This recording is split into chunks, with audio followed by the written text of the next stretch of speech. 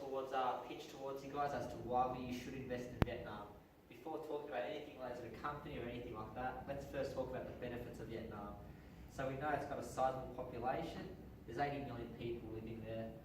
The GDP may be low as a percentage, but when you think about it, there's an urban class of a couple million people, all of whom are looking for Western products, all sorts of new stuff, things like bags, which, as you guys know, you specialise in.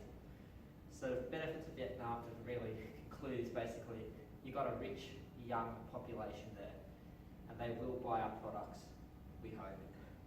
So, how do we want to invest in Vietnam? So we're going to go into Ho Chi Minh City. So Ho Chi Minh is the biggest city in Vietnam. It has 8 million people. It's the only truly westernized city. It was formerly known as Saigon, but we know what happened with the Vietnam War. There's no need to go into details about that. So how do we want to invest there? So we're going to go into the best area, which is known as District 1.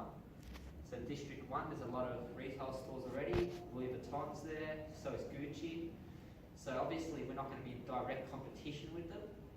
However, we do want to trade off their name, trade off that district, and try to make sure that consumers see us as high class. So we're going to go in with a 70-30 joint venture project. So how's that going to work? You guys at Crumpler Australia have 70% control of this venture. So by having 70% control, you'll control the board, you'll be able to make executive decisions. That 30% is going to be down to Vietnamese investors. So what that 30% will be is they'll give us a guide into how to operate in Vietnam, the way to do business, and provide some insight to their culture and the way to sell products. They'll also be responsible for the hiring of staff, seeing that the staff will be fluent in Vietnamese. Likewise, we do expect profits in the third year. So the joint venture is needed as they have to provide capital and equity for this project to run. So next, in regards to our marketing, it's great talking about the business strategy, the structure, all that sort of stuff. But what do we do to get people to know about Crumpler? So our target audience is people aged 18 to 25. So that age is the young of Vietnam. The youth tend to spend more. The youth tend to not be worried by Asian past. So we find a lot of Asian consumers are more worried about saving money, looking out for their future, and they tend to have more traditional values. Whereas at Crumpler, we believe in being modern. We believe in the future. You can see they've changed the logo, which we feel will attract more Vietnamese consumers. It just looks modern, it doesn't look like a mess like the old logo is. It's more slick, it's more modern. We think this is one avenue to target Vietnamese consumers. So with the young, by targeting them, we're going to do it to increase brand awareness, and we're going to do it by marketing via social media and online channels. So Vietnamese have seen a rapid uptake in the use of the internet, and particularly among the young, they all tend to use Facebook, other social media platforms. They all talk to each other in this way.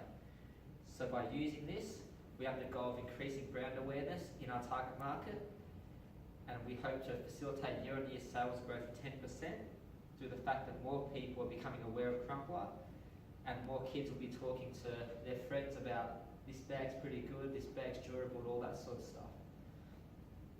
So lastly, we'll talk about the finances.